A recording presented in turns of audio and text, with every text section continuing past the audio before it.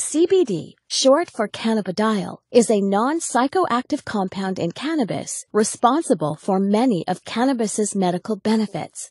On the other hand, THC, short for tetrahydrocannabinol, is the psychoactive compound in marijuana that causes the high associated with cannabis use. They are two completely separate cannabinoids, which are a class of chemical compounds that interact with special receptors in our body called cannabinoid receptors.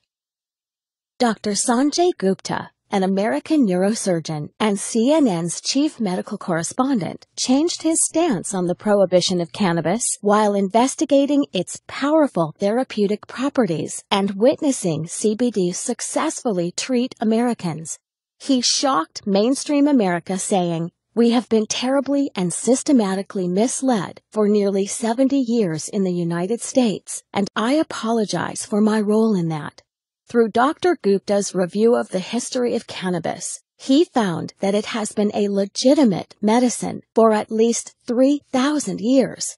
And Dr. Gupta isn't alone in supporting cannabis research. The director of the National Institute on Drug Abuse, Dr. Nora Volkov, testified before the Senate saying that CBD appears to be a safe drug with no addictive effects, and the preliminary data suggests that it may have therapeutic value for a number of medical conditions.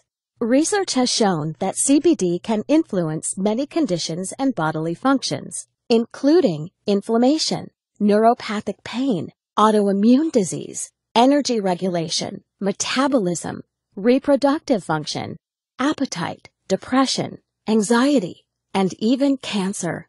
But how can one cannabinoid affect so many bodily processes without causing adverse side effects?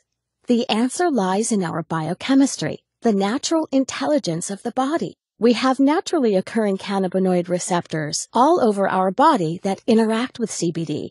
We have these receptors because our body is constantly making its own cannabinoids. These receptors and cannabinoids make up most of our endocannabinoid system, or ECS. Our ECS is always in action, and if functioning properly, is a major factor in keeping us healthy. Many doctors now think that some people suffer from an endocannabinoid imbalance, known as clinical endocannabinoid deficiency, or CED. People suffering from CED may benefit by supplementing with cannabinoids such as CBD. CBD is the most abundant cannabinoid in hemp, a cannabis crop the federal government allowed individual states to legalize in the 2014 Farm Bill. Hemp-derived CBD is legal in all 50 states, is non-addictive, does not cause a high, and is easy to incorporate into your current health